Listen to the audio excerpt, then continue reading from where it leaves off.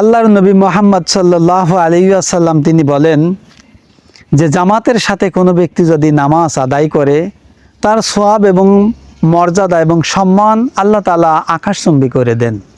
এই বিষয় সম্পর্কে আল্লাহর নবী বলেন যে কোনো ব্যক্তি যদি ফরজ নামাজ জামাত বাদ দিয়ে যদি একা একা নামাজ আদায় করে তাহলে ওই ব্যক্তি মাত্র 1 গুণ সওয়াব পায়।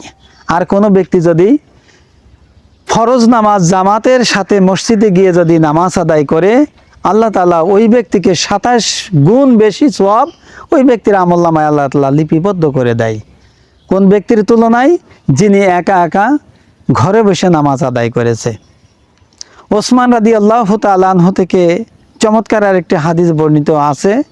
ওসমান রাদিয়াল্লাহু তাআলা আনহু তিনি বলতেন যে ব্যক্তি আল্লাহর ঘর মসজিদে আজান শুনতে পেয়েছে 16ই ওজর ব্যতীত একা একা ঘরে নামাজ আদায় করেছে তার নামাজটা আল্লাহর দরবারে তেমনইভাবে গ্রহণযোগ্য হবে না।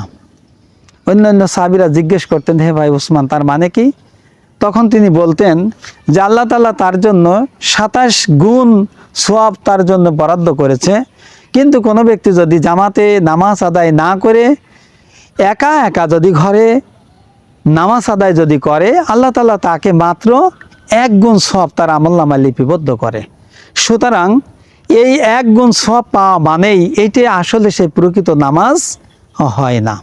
সম্মানিত ভাইয়েরা আমার, সাহাবীদেরা সাহাবা আজমাইনরা তারা মন্তব্য করত যে কোনো ব্যক্তি যদি ফজরে এবং এশায় আজান শুনতে পাওয়ার পরেও যদি কেউ মসজিদে এসে জামাত যদি তরক করত, মিস করত, তাহলে সাহাবীরা 2টা মন্তব্য করত।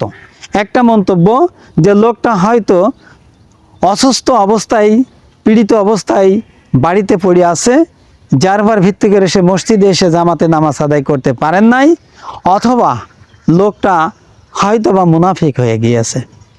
মুনাফিক যদি নাই হবে তাহলে আল্লাহর ঘর মসজিদে আজান হবে আর বেচারা আজান শুনতে পাবে এবং আল্লাহর ঘর মসজিদে এসে ফরজ নামাজ জামাতের সাথে আদায় করবে না, এটা কখনো সম্ভব হয় না।